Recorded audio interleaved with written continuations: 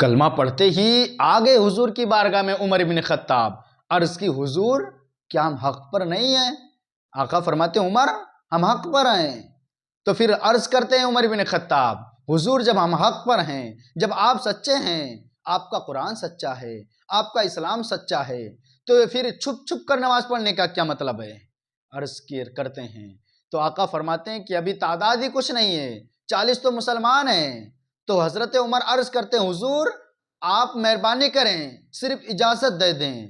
20 لوگوں کی صفیں بنا دی گئی، ایک صف کے آگے حضرت عمر بن خطاب ہیں، ایک صف کے آگے حضرت امیر حمزہ ہیں، اور عمر کہنے لگے حضور چونکہ آپ اللہ کے رسول ہیں تو نماز بھی آپ اللہ کے گھر میں ہی پڑھی جائے گی۔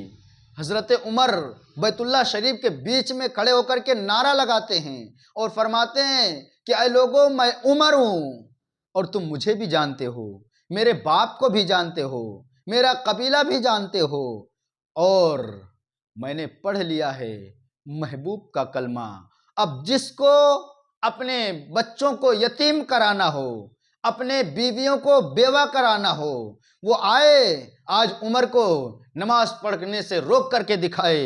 یہ محبوب اللہ کے ہیں اور یہ گھر بھی اللہ کا ہے، تو آج اللہ کے گھر میں ہی نماز پڑھی جائے گی۔